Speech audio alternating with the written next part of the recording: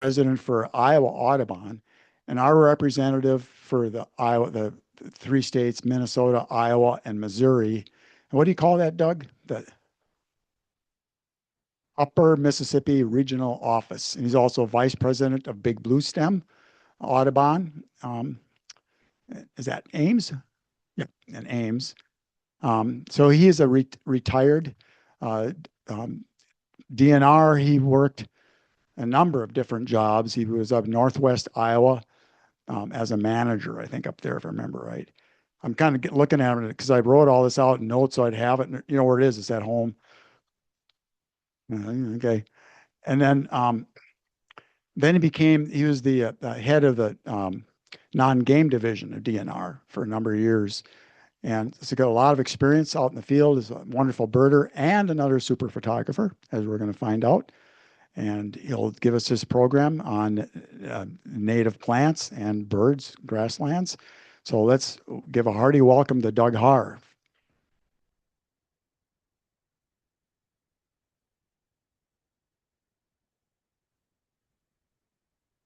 Okay, I got to see if the microphone's working okay. Everybody hear me okay? Okay. I don't know. I've got to stay out of the way of the screen here, I guess, a little bit. We're not getting close to that microphone. Okay.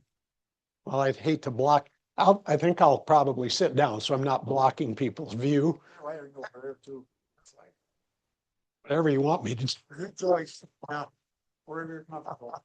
I think we'd talked a little bit, maybe just having me sit down and then yeah, and I'll do the talking, but then I'll ask him to switch the slides for me since I don't have a control to do that with. So, okay, we'll start with this program. We can go on to the first one of the program. And by the way, I need to say that I did give a program here quite some time ago. I'm guessing it was probably 14 years ago. It's the first time I've had a chance to come back here. And it's hard to believe, but at my age, I can actually still recommend or recognize at least 8 or 10 people in here. Although a few of them I've worked with quite a bit over the years. So, okay, we'll go ahead with the program now. Wake it up.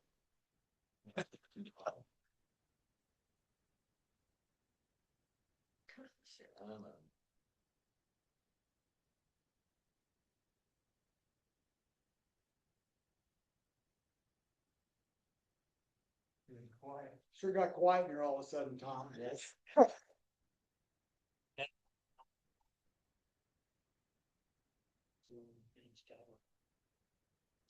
Neither arrow's working on me.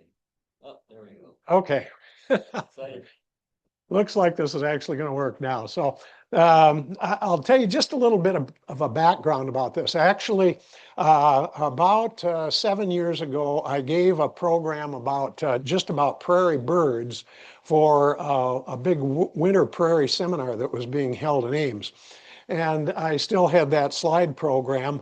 And then last summer, I was asked to give a program about prairie birds and prairie plants on the Trees Forever website. So I had to put together a new program using most of the photos that I'd used before, but then adding prairie plants to it. So we're going to be talking about the types of birds that like prairies in Iowa and the types of plants or the portions of the prairies that they seem to like to use the most, although they'll use lots of different kinds. So go ahead and hit that once and you're going to hear the sound of this bird, of course, maybe.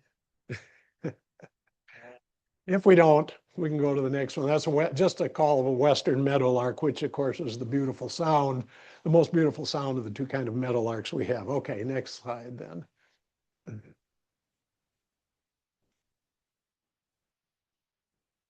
Okay, so we're going to talk about native prairie plants and just how critical they really are for more than 30 species of birds here in Iowa. These are birds that really love to live in grasslands. And when we go to the next slide, you'll see why we don't see nearly as many birds in our grasslands anymore or in Iowa's anymore as what you might see if a lot of Iowa looked like this.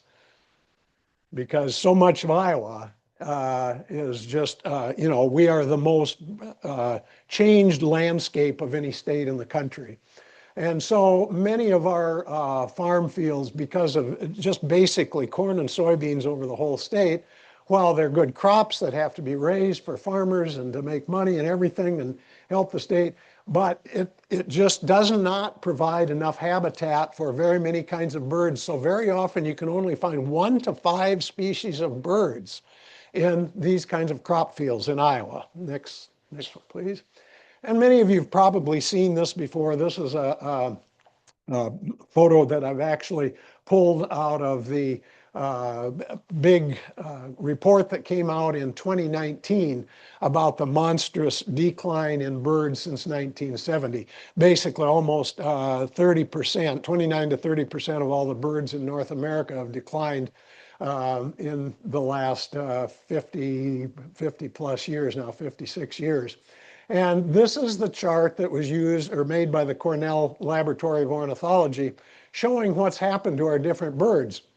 And of course, all the different types of habitat, they're decreasing in all the different types of habitat. But when you look at grassland birds, you see that they're taking the biggest decline of all the different kinds of birds in North America. So next slide, please. And this is what's happened just to eastern meadowlarks in North America, that 3 and 4, in other words, 75% of the eastern meadowlarks are gone from North America since 1970.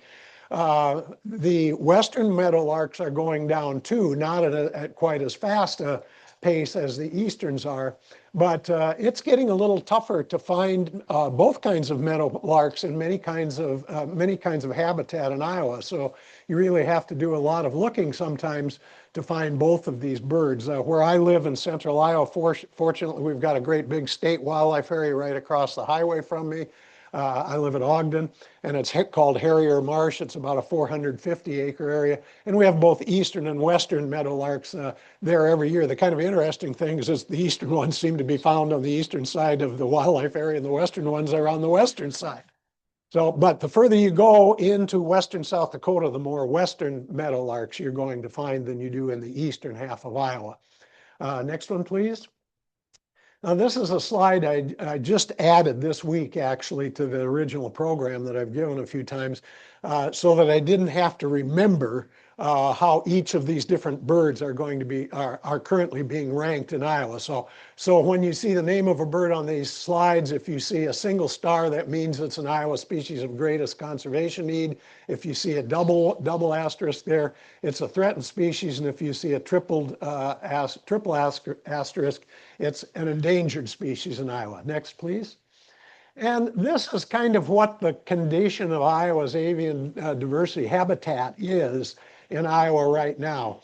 And actually, I made this a few years ago. It could probably be changed a little bit now, but at the time I did this, the forests were not doing too bad. They were in fairly good condition. They're not as nearly as good as they should be, but they're better than the other types of habitat in the state. Now, wetlands have been getting better over the past 30 or 40 years because of all the county conservation boards, the U.S. Fish and Wildlife Service lands, and the DNR lands, where so many wetlands are being restored in the state, and then CREP wetlands on private lands too. So the wetland diversity is kind of saving the avian diversity for water birds pretty well now. It could be better, but it's doing pretty well. But then you look at what the classification of grasslands are. It's in the very bad conditions, continues that way. And we do continue losing more and more grassland every year. Next, please.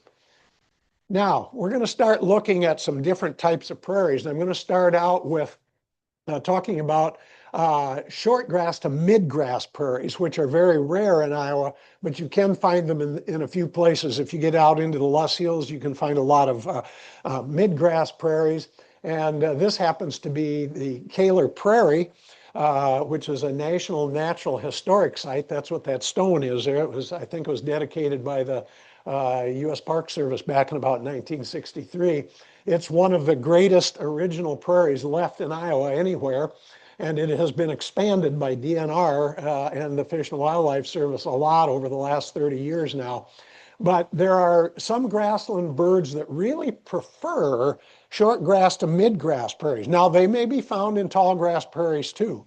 And some tall grass prairie birds are going to be found in the short grass prairies too. But what I want to go through here is the types of prairie grasses and plants that we have in this type of prairie, and then the types of birds that you will see there. And one of the reasons, by the way, Kaler Prairie is mid-grass prairie. Now, some of the low areas are tall grass, but a lot of the ridges and hills are mid-grass, even a little bit of short grass prairie, because it is a glacial recessional area where the Des Moines lobe actually recessed and stopped there as it was being removed from Iowa by the climate about 12,000 years ago. But it stopped and then moved back and forth and pushed up a lot of hills in the Spirit Lake area.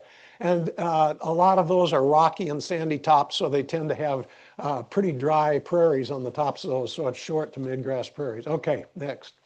So we'll just quickly go through some of the different types of plants that are very common on these short to mid-grass prairies, especially places like Kaler Prairie up there in Dickinson County. Little blue stem is a small or a medium-sized grass prairie on the prairie. Next. Side oats grama, another one that's very common up there.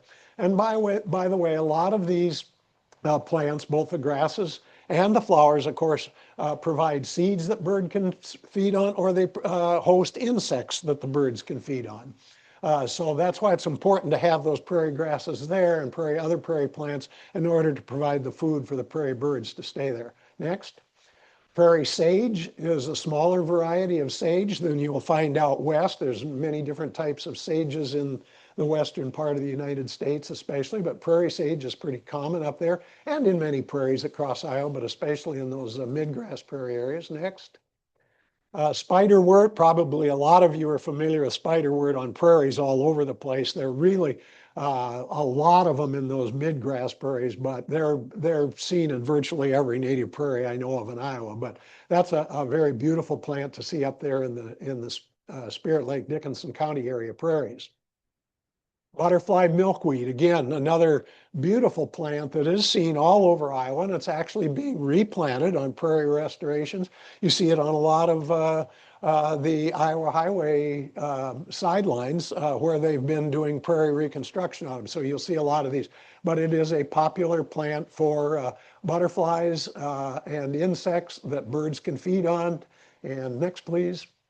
Black-eyed Susan, another kind of plant that provides seeds that the birds will feed on and provides insects for bird food. Next. Wild bergamot, also more commonly known by most people as bee balm or horse mint. Very beautiful little plant with a beautiful odor to it, beautiful scent. We have a little bit of a prairie patch in our garden in our backyard in Ogden, and we have a lot of this growing in our garden every year. Next. Now we'll turn to the types of sparrows or the types of birds of all different kinds that really like these short grass prairies. Now grasshopper sparrows actually like all different kinds of prairies, and I've read that they prefer taller grass prairies. But in my own knowledge, working for DNR for nearly 39 years, I always tended to find grasshopper sparrows in shorter prairies or even in cattle pastures that weren't overgrazed. Much more common than I thought than in tall grass prairies, although they can be found in all kinds again. Next. Horned larks. This is a type of prairie bird that can be found all over Iowa. But the further west you go, the more nesting ones there will be. And of course, if you are familiar with birding in the winter and are driving rural roadsides in Iowa when there's snow on the ground, you'll find big flocks of horned larks out on the road picking up gravel or seed on the side of the roads to feed on. But actually, if you drive out west in Iowa right now into the cornfields that have just been planted, I've been driving around rural roads and seeing quite a few pairs of horned larks flying across roads and then landing and disappearing out in the field somewhere because they get pretty hard to see when they're out in a stubble field or just an early growing crop of some sort. Next. And then the western meadowlark, which is more common, obviously, in western Iowa than it is in eastern Iowa.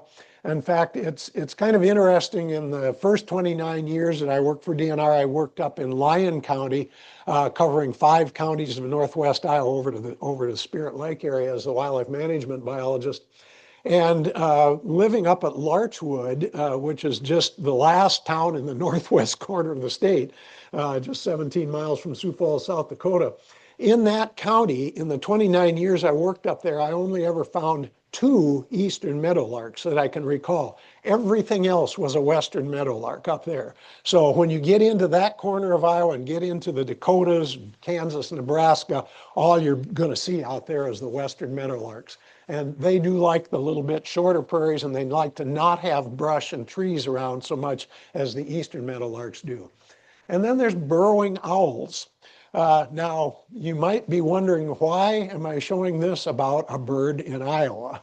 Because the burrowing owl is quite common when you get out into the western Dakotas and Nebraska and out into the short grass prairies, Colorado and Montana, places like that. But believe it or not, they historically nested in the northwest portion of Iowa, maybe just a few counties originally. It may have extended quite a ways into Iowa, depending on where the shorter grass prairies were. And they tended to like to nest, at least out west, in prairie dog holes. But in Iowa, they would find other animals that dug holes. And actually, when I have found them in Iowa, and I have found them about 4 different times in Iowa, northwest Iowa, they were always nesting in a badger hole, very often along a roadside. But one year, sometimes in the mid 1980s, I was doing a bird survey early morning for DNR and driving down a road just south of Sioux Center in Sioux County. And it was just after sunrise, and there was a whole family of burrowing owls sitting on a badger mound right on the south edge of town, which is now all a housing development years later. So you can know the burrowing owls aren't there anymore. Now, this is a rather poor one. This is the only halfway decent picture I've ever been able to get to of a burrowing owl. It was quite a ways away, and this was actually taken out in Colorado. I've got a lot of them where you can see a ton of them out in the distance, but if you blow up the photo, it's just not worth showing. So we'll move on to the next one. There was, by the way, at least 1 or 2 burrowing owls that have been reported in Iowa again this year, somewhere in western Iowa. I don't remember the exact site. Bobolinks. This is one of the prairie birds that is in one of the largest declines of any species. It is down somewhere between 70 and 80% of what the numbers of them were in North America in about 1970. And I know growing up in central Minnesota, we had a lot of prairie where I lived, all kinds of habitat. We had bobolinks all over the place. I went to school in South Dakota, to South Dakota State. They were one of the most common birds that we would find in prairies everywhere. And in northwest Iowa, when I lived up there, they were too. But now they're getting harder and harder to find in many places. And they've just started turning up a little bit this week in several places. I think some of the first ones were seen on the Iowa Ornithologists Union meeting 2 weeks ago up at Fayette. This last Saturday, I was on a birdathon fundraiser for Big Blue Stem Audubon, and we did have a couple of them for the first time there in Boone County too. So they are starting to show up. I usually have about a half dozen of these nesting on Harrier Marsh right across Highway 30 where we live. Next. And then upland sandpipers, which maybe people aren't quite as familiar with as many other types of shorebirds, because while this is a member of the shorebird family, it is actually one that prefers grasslands, and it prefers short grass, short and mid-grass grasslands especially. So if you get out into the Dakotas, Nebraska, you'll start seeing these everywhere. A couple of years ago, I was in western South Dakota, and I probably saw one of these birds, maybe 1 or 2 every mile on a back road that I was on, standing on fence posts or at the edge of roads. They were just absolutely everywhere. We do have them in Iowa showing up. I do a federal breeding bird survey in Boone and Dallas County each year. That'll be coming up here in the next couple of weeks. And I always get a couple of upland sandpipers on that. And they are seen frequently on some of the prairies in the Des Moines area too. Around the Brenton Slough area is a good place to find lots of them. But when you get into the shorter grass prairies, that's really what they prefer to nest in. Okay, next. And then the greater prairie chickens, which are really, they prefer the short to mid-grass prairies. They have been found in tall grass prairies too. They were extirpated from Iowa in the 1960s, and then in the late 1990s, DNR began reestablishing them by bringing in some birds that were captured in Nebraska and maybe in Kansas too, and released down in the Kellerton grasslands area down near Mount Ayr in southern Iowa, just not far, just a few miles north of the Missouri border. And there's quite a few of those prairie chickens also that were released or are remaining just across the border in Missouri. But they are still in decline again now in Iowa, even after DNR brought them in. A few years ago, I counted about 36 of these at the Kellerton site one morning. A couple of years ago, I was out there and saw 18. I was out there last year and saw 5. And there's still a few out there, but DNR's actually quit having the annual prairie chicken viewing day because there's just not enough for people to come and try to see there anymore. But because of the prairie chickens there and also because of Henslow's sparrows there, the Kellerton grasslands were named by the National Audubon Society as one of Iowa's 2 globally important bird areas. The only other globally important bird area in Iowa is up in northeast Iowa, where the cerulean warblers are nesting.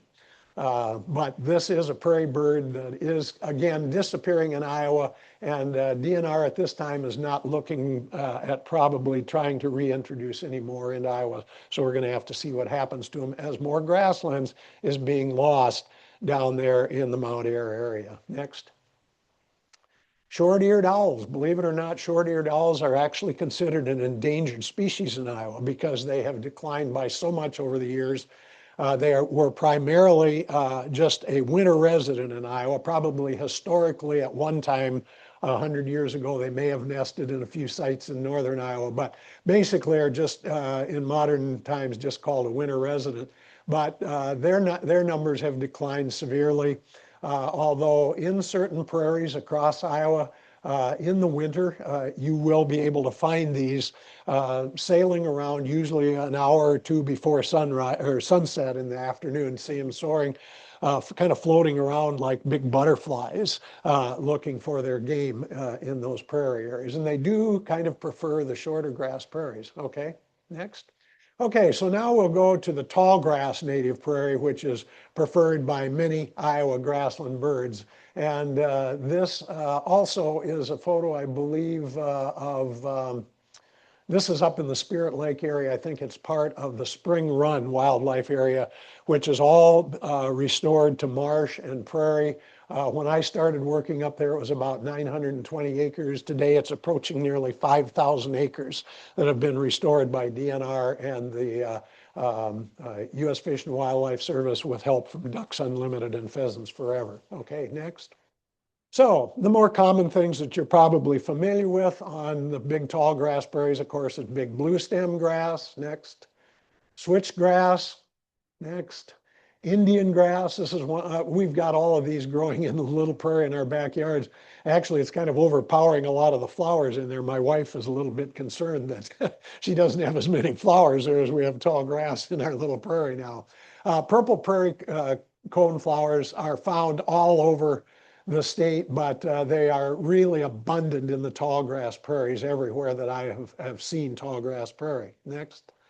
Rattlesnake master, one of my very favorite prairie plants, which is quite tall. It grows up to sometimes 3 or 4 feet in height. Especially after a prairie has been burned by a conservation organization in order to try to restore the prairie. The year following its burn, you will see the rattlesnake master come up in huge numbers. They burned a portion of Ledges State Park last year, and or a year ago, I should say, a year and a half ago. And then last spring, that proportion of the prairie at Ledges State Park was almost solid rattlesnake master, probably 20 acres of it was about all you could see.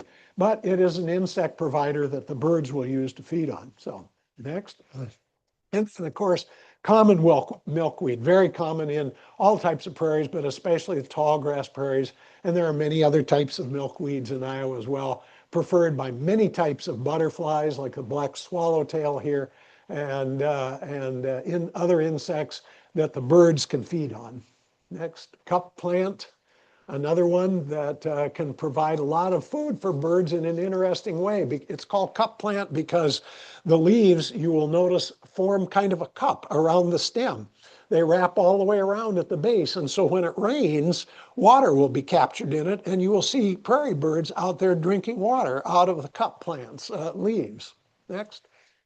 Prairie blazing star, another beautiful, tall, flowering plant in the tall grass prairies. Next. Maximilian sunflower, probably one of the tallest sunflowers you will see in the prairies, and one of the most common in the tall grass prairies. It seems to come back very easily in restored prairies in particular. If you're not familiar with Maximilian sunflower, how it happened to get that name, it was actually named for a German guy that came to the United States in the 1840s and was touring the prairies of the Midwest. I'm not sure if he was in Iowa, but he was in some of the western states. I think Nebraska and Kansas, might have been in western Iowa, I'm not sure.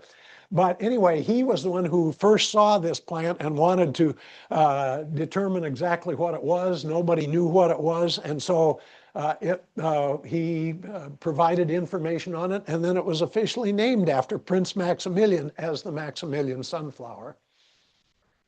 Common ironweed, one that's seen later in the summer, again, providing a lot of insect habitat that's very important to prairie birds. Compass plant, another one that provides seed and insects. This is kind of a lousy photo of one. I actually took that with a cell phone, so not with my good camera. But that one's called compass plant because the leaves actually tend to face both basically north and south, not very often to the east and west. And that's where it gets the name. Okay, now we'll talk about the birds that really prefer the tall grass prairies in particular. Henslow's sparrow is one of the most important ones because it was at one time considered an endangered species in Iowa. It has been recovered enough in recent years because of agency prairie restorations and because of not wetlands, prairies, the prairie grasslands that are paid for by the U.S. Department of Agriculture for farmers to take land out of production and put back in prairie. And once the prairie grasses have grown for about 3 years to get to be big tall grasses, then you can start to see Henslow's sparrows move into those, especially if they're fairly large patches.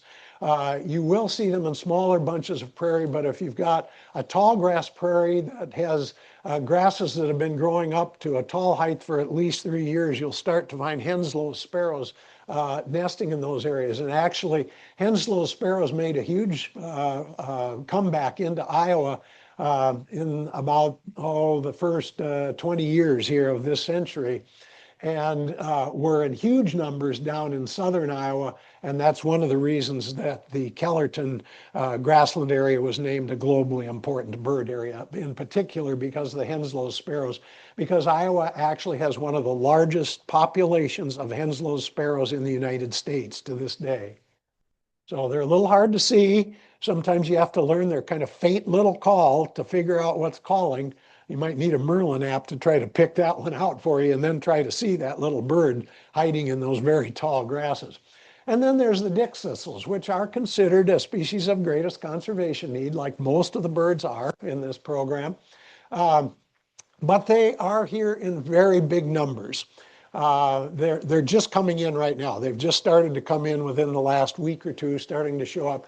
But by the time we get into summer here, we're going to find literally tens of thousands of dick thistles here all across Iowa. They don't have to just be in a tall grass prairie. They can be in roadside grasslands, perched on fence lines, on power poles, anywhere, on branches, on shrubs. I made a tour down to southwest Iowa last year, or 2 years ago actually, and I tried to count all the dick thistles that I could find on about the 2-hour route that I took down there and the 2-hour route back. And I counted somewhere between 600 and 700 dick thistles that I'd seen just sitting on fence lines or along the roads I was driving along. And they're really a neat little bird to see out in our prairies. It's one that a lot of people like to see and easy to identify. And then we have the sedge wrens. Now, sedge wrens like to be in prairies that have wetlands in them. And so they will kind of stick around the edge of those marshes, but they are up in the taller grasses, not too far away from those from those wetlands. And so if you've got a large tall grass prairie with some wetlands in it, that's a very good place to find something like a sedge wren. And of course, you'll find marsh wrens nearby in the marsh itself. Next. And then northern harriers, which are actually an endangered species in Iowa. This is a male that I happened to take a photo of a year ago last October at Wildway, which is it's owned by Bruce and Marlene Erzman. It's their wildlife restoration site just to the southeast of Ledges State Park there in Boone County. And anyway, I was just driving past their restored prairie and had my camera along and stopped along the edge of the road and happened to shoot this picture of the northern harrier making a dive in to catch a mouse of some sort out there. Had to crop it quite a bit. It was a long ways out in the field, but with a telephoto lens I'm using right now, it does take some pretty good photos. But this is a bird that really prefers the tall grass prairies. It will be found on all kinds of grass prairies, but it prefers those tall grass prairies. And it does occasionally nest in Iowa. In fact, we've had a pair of them, and I've been watching all spring at Harrier Marsh, right across the road from Ogden, where we live. And it appears that they may be attempting to nest at Harrier Marsh. And they're seen in large numbers there every year. And that's where Harrier Marsh got its name, because it's one of the best places to see this bird, probably any place in Iowa. Next. Okay, now we're going to move to the types of grasslands that are not being managed real well, and maybe there's forests nearby, and so you'll start to see brushy intervention moving into those native prairie areas. Now, this happens to be a photo of part of the Chautauqua Greenbelt area down east of Des Moines that I took about 3 years ago, showing all the shrubby vegetation that was moving out into the prairie area there to the south of their visitor center. And interestingly though, this does provide a preferred type of habitat for birds that are considered grassland birds. Okay, next. We'll go to some of the types of shrubs there that will show up in these areas and are really providing a lot of food for birds, especially later in the summer when they're producing berries. Things like elderberry popping up in those prairie areas. Common ninebark. Next one. American cranberry bush, viburnum. Next. Gray dogwoods, which very often grow up right on the edge of woods and then will start spreading out into the prairies a little bit. But all kinds of birds prefer those berries in those prairies. And then there's all kinds of goldenrods that move into these prairies, especially things like Canada goldenrod. Of course, there'll be goldenrods in every kind of prairie, but you'll get these bigger goldenrods like Canada goldenrod in these kind of brushy type prairies, it seems like. And they provide seed and seed for things like goldfinches, the fiber on the seed that they pick off to build their nests with, goldfinches being one of the last nesting birds in Iowa each year. Next. And some of the types of birds that prefer this kind of mixed prairie habitat, especially the northern bobwhite, if there's also just a little bit of cropland nearby. If you've got prairie, some brushy land, a few trees, and a little bit of cropland, that's where you're going to find your bobwhites in some of the largest numbers. And that's primarily in the southern half of the state. Although in the last few years, bobwhite numbers have been beginning to increase a little bit in Iowa again. They're still in somewhat low numbers. They are still a legal hunting bird in Iowa. There's a limit on what people can take of them, but they are spreading a little bit. In the last few years, I've been starting to see more and more of these in Boone County, around the Boone and Ogden area where I live. This one happened to be photographed down in central Iowa several years ago, but last summer I happened to have one just a few miles from our house perched on a branch tree right along a gravel road that I was driving along looking for some birds. Next. Loggerhead shrikes. This is a summer resident in Iowa, which has been in severe decline over the last 50 years. It is a species of greatest conservation need.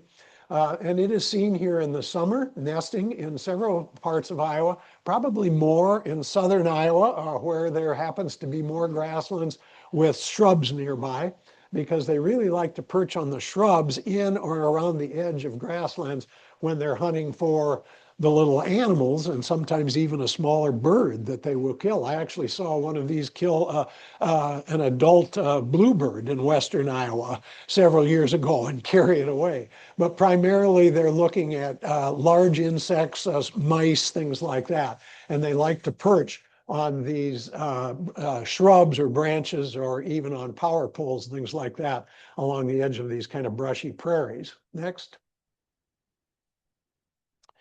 The eastern meadowlark, that's the one that I mentioned earlier, is found more in eastern Iowa. You get into western Iowa and out west, and you hardly find any of these at all. And this is the one that I mentioned earlier has taken the biggest decline of the kinds of meadowlarks.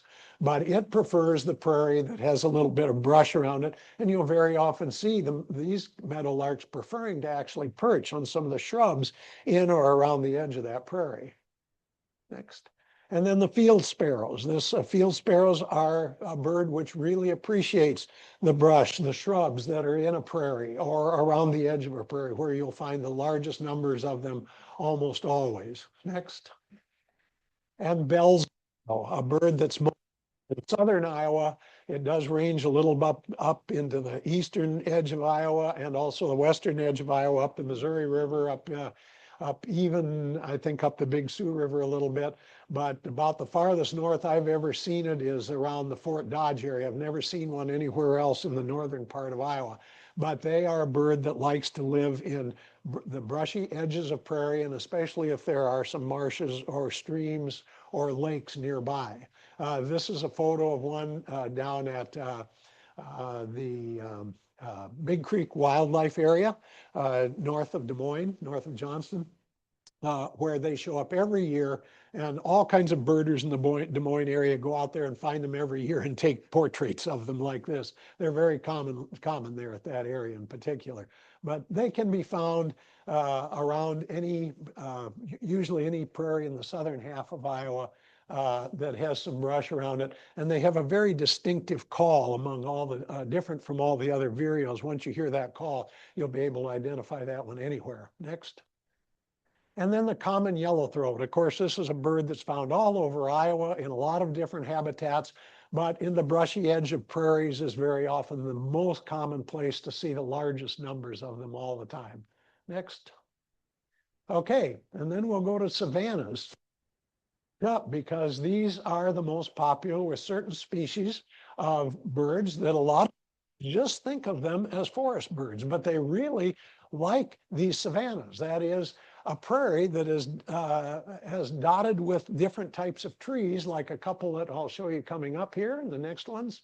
Bur oak being the most common in savannas all over Iowa. And the next one is the shagbark hickory, which is common in savannas in the southern half of Iowa in particular. I've never seen much of that in the northern half of Iowa at all. And then you'll occasionally have some shrubs like wild plums and a couple of others too, but this is the only one.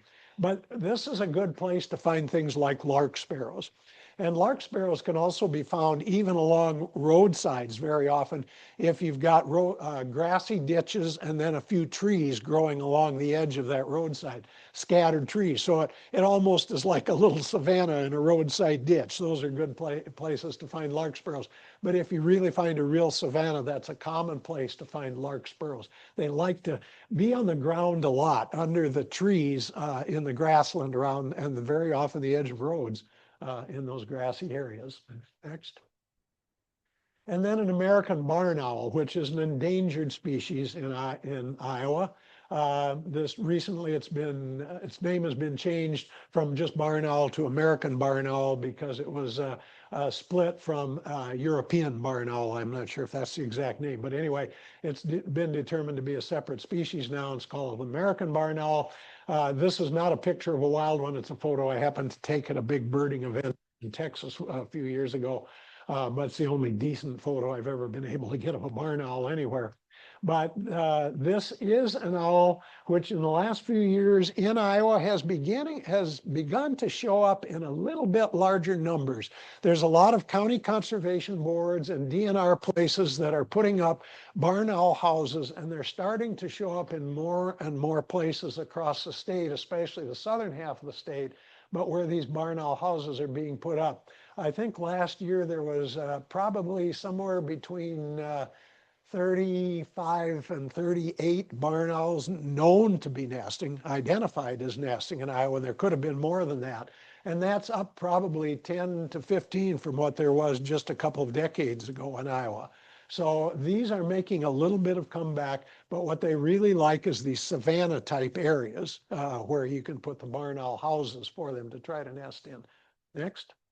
And then orchard orioles. People see everywhere, but they are also a bird really can be found in trees in a savanna area just a little bit more than a Baltimore oriole does, although you see Baltimore orioles in all kinds of habitat too. So next. And then red-headed woodpecker. And just because it's called a woodpecker, a lot of people wouldn't think that that's a prairie bird. Well, it's a savanna bird. And actually, savannas are one of the most favored habitats by red-headed woodpeckers, and they just completely love to be working on bur oak trees or other types of oak trees that are found in the savannas. And they like a little bit more oak tree than a lot of the other woodpeckers do, and that's in savannas. And even sometimes on a telephone or electric pole, a wooden pole along a roadside out in the middle of nowhere or near a prairie or something. So next. Okay, that's kind of the end of the stuff about the bird. So now we'll just finish up a few points here about prairie strips, something that was started back in about 2007 by Dr. Lisa Schulte Moore from Iowa State University. She's a prairie specialist, a professor there, who created the idea of prairie strips that is now used by the Department of Agriculture. And farmers can plant these strips on their prairie in order to kind of protect the fields from so much runoff of nitrogens when there's rain or water running down their fields. So when water happens to run through these strips that are planted in the middle of a field, it will keep that water from running down and carrying so much nitrogen into the streams, helping save our water quality a little bit. But the other thing it does when these are out in the fields, it's providing habitat for the prairie birds that would like to use that. And so this has been a good project. There's not a lot of these in Iowa yet, but they seem increasing. I'm seeing more and more prairie strips every year. Next. And so here a couple of years ago, the ISU avian ecology research has shown that native birds are now becoming 71% more abundant in fields with prairie strips than they are in just flat out conventional fields with no prairie in them. So just having those strips is being a lot more beneficial for species like Vesper sparrows. Now, Vesper sparrows are very common in all kinds of grassy habitat. They are not a species of greatest conservation need in Iowa. They're in good condition, but it's a good place to find them in strips like this or even prairies in roadside ditches. Next. And then a kind of a project that was also done about the same time a few years ago up at the University of Minnesota, working with the Nature Conservancy. Their project confirmed that grassland birds do respond very well to conservation. And well, we can go back when you can. Okay. Converting from agriculture to prairie is really important, and that brings in more savanna sparrows, and also you'll find more LeConte sparrows, which are not a resident in Iowa. They are just a spring and fall migrant, especially in the fall. You will find more of these in tall grass prairies. I go out every autumn, especially at Harrier Marsh across from where we live, and I find these LeConte sparrows in the tall grass prairies around the edge of the marshes out there, which makes it really nice to see even these migrants that are just migrants through Iowa actually using our prairies when they're protected or restored. Next. So recreating prairie on former cropland is important, but one of the things that we learned in DNR a number of years ago is that you should really use only locally or regionally grown native seed. In other words, if you want to plant a tall grass prairie, some sort, say let's say Indian grass or something, don't get a variety of Indian grass from somewhere further west or south than Iowa. Try to get a variety of Indian grass that's grown here in Iowa, that's native to Iowa, and use it there. And the same with the types of flowering plants. Use the ones that are grown and native here in Iowa. Even if it's the same species, don't take a plant that comes from further out west or further down south, somewhere else. And that will assure that the prairie will be in better shape here in Iowa. Next. So it really does come down to the fact that plant diversity is very important for our bird diversity.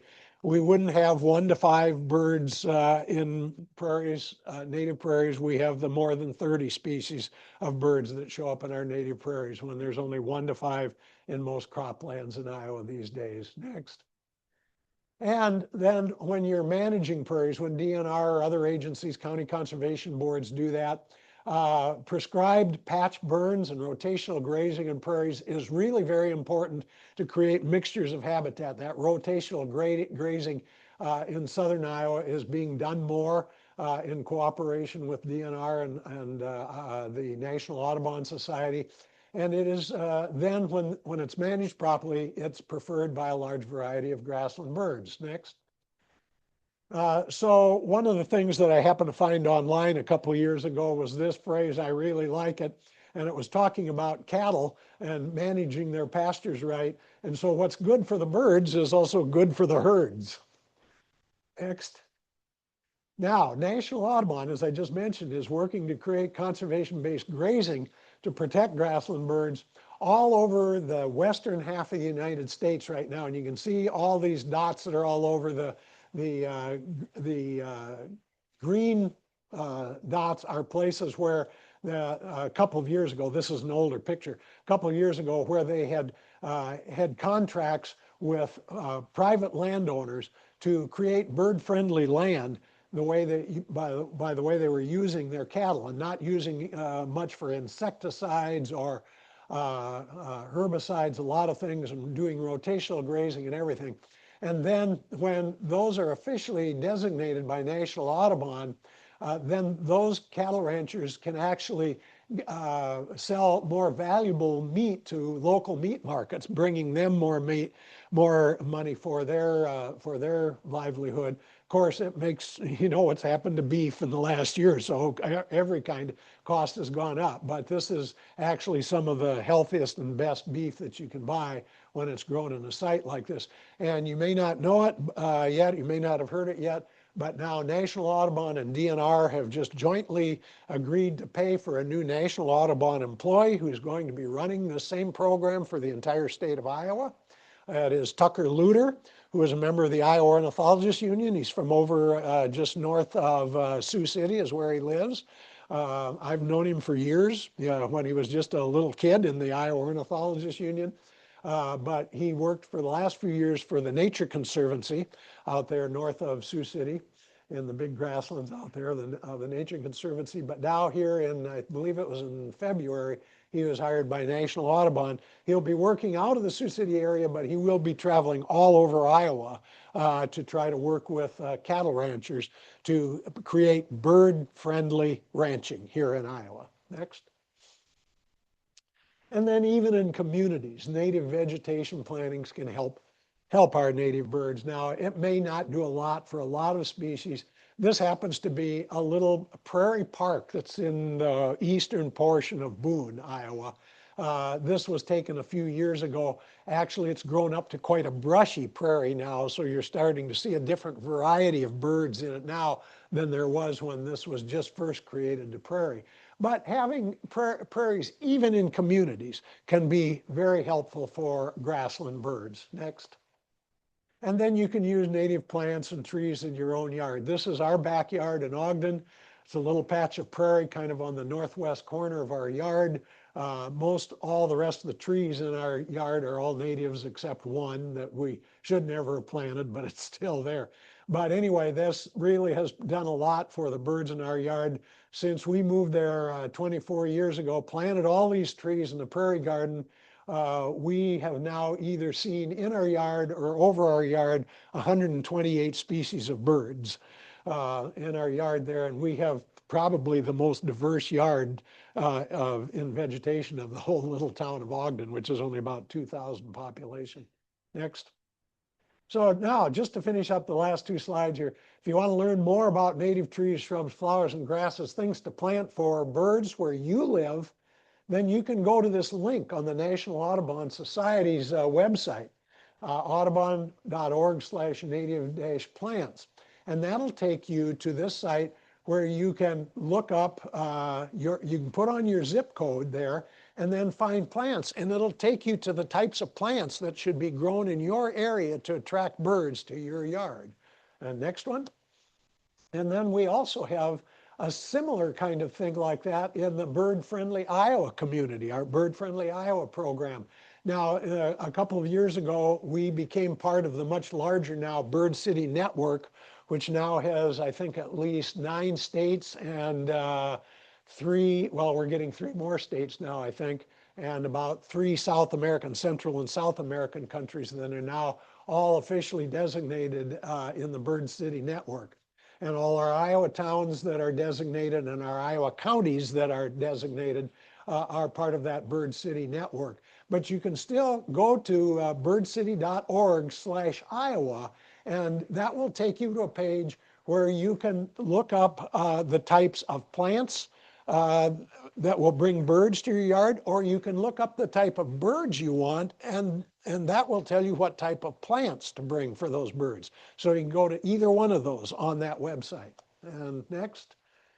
And so just to finish then, this is what it all comes to, is saving and restoring our prairie plants saves and restored our native birds that have been in the biggest decline of any kind of birds in North America. So Marshall Johnson from the National Audubon Society, he's the one who started that cattle grazing program for birds. He is now the National Chief Conservation Officer for the National Audubon Society. And he says this on some of the programs that he gives: you are what hope looks like to a bird by what you do on your prairie. And so this is a picture of the prairie up by Fort Dodge, the big natural resource area up there that's a combination of, what am I trying to think of, Brushy Creek Lake, because it's got a lot of prairie and then the lake. And this was a picture taken several years ago with DNR on the prairie that had been restored up there. And although there's not a bobolink in the background, we were seeing them that day, so I used that photo to paste in a picture I took of a bobolink here. And by the way, the young woman that's standing right here at that time was the head of the Wildlife Bureau at Iowa DNR. She left a few years ago. She is now the chief of Wyoming's Fish and Game Department at Laramie, or at Cheyenne, Wyoming. So she runs the whole state agency out there now. Okay, the last slide I think is just the credits, right? So I used some photos from a few others here, and the graphics, of course, from Cornell Lab and the National Audubon Society. So that's all of the program. I tried not to run it over an hour, and I think I made it into 50 minutes. That was my goal, is not going over 50 minutes with it. So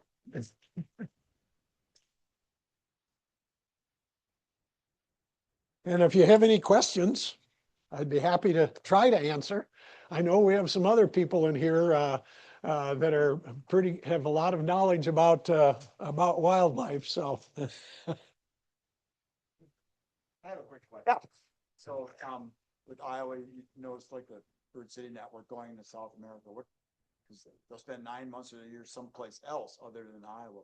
What other connections is Iowa working on or trying to do with, either foreign countries or other places they would visit in their migration route? Well, I mean, within the Bird City Network, well, yeah. I don't know, Dan, do you have any, Dan and I are both on the committee of the Bird Friendly Iowa, trying to. They're being recognized for what they're doing with the network name doesn't mean that, bird friendly communities in Iowa are networking for city communities in Florida. Yeah. We're doing great things for birds in Columbia, and we're doing great things for birds now. So that might be, that's a good idea, that sometime, or the networks could start networking. Yeah, that is a good idea. Yeah. Yeah. And that can be very important, because if we look at things like dick thistles, for example, in the late 1990s, dick thistles took a huge decrease all over North and South America. Well, the problem was there was some sort of, I believe it was insecticide that was being used in, was it Venezuela or Argentina? I forget which country. Anyway, and it was killing millions of dick thistles in South America, and that country, whichever happened, it was finally banned, that kind of use, when they were there. And so dick thistles have made a nice response since then, and that's why we are seeing them in larger numbers in Iowa now, because their numbers are recovering. Well, at least one kind of bird that numbers are recovering. So. That the links that Doug referred to about the bird friendly, where you can find the species of plants to plant, it's already on the press website. If you go to the links page of bird friendly ideas, so you can find easy access to them too. And I was pleased to find a Henslow sparrow in county, and really within a quarter mile, I had my bell stereo. Again, I knew it was shooting there, and it was singing. And I'll play the call of that, because that is super cool. It is. Walk down the road, Henslow sparrow doing it. Mm-hmm. Again, like Doug said, you got to know that. Yeah. And Bob White. Mm-hmm. And I missed my chat. It's probably a turtle.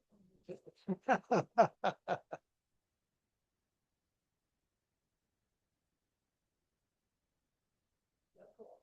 And we could hear them on the Cedar Valley Trail.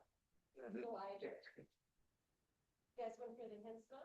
Yep. And I never knew that the Henslow's population had come back enough that it wasn't considered endangered anymore. So that is really quite a success story.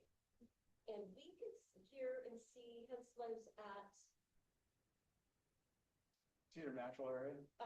Cedar area. And also sometimes, haven't we found them at Hickory Hills? Yeah.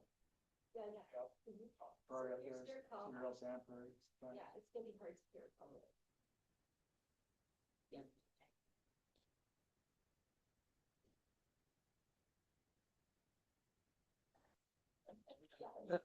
That's just about how hard it is to hear in the field. Yeah. First time I heard one of those was doing frog toad survey, and I thought it was a darn bug. Like,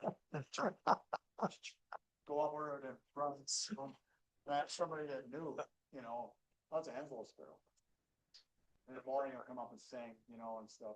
And then, not this week, but next week, Wednesday, our field trip in the morning is on the bike trail from Gilbertville. It's about a mile to the gazebo. More than likely, we'll get Henslow sparrows, because they're there every year, 4 or 5 of them. You hear that sound, right? And sorry, Henslow sparrows, so, or not. Darren, help me out, buddy. Bill. So, speaking of forgetting something, I'm going through, I kind of left my notes at home, I got stuff right in front of me. One person I forgot to mention was, I believe I did, is Connie Swoboda, and she's our newsletter editor. She's a retired naturalist at Hartman Reserve, and has a degree in graphic design. And she puts out one of the best newsletters you're going to see, with wonderful photos from her photographers, links. It's very well worth reading.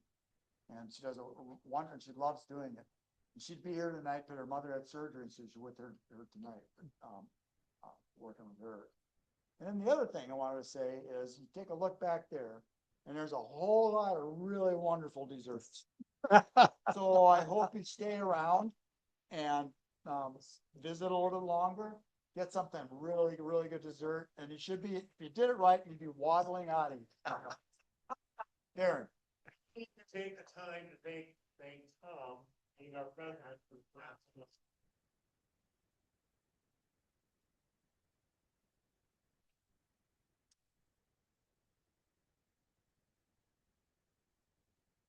Yeah, we'll do that.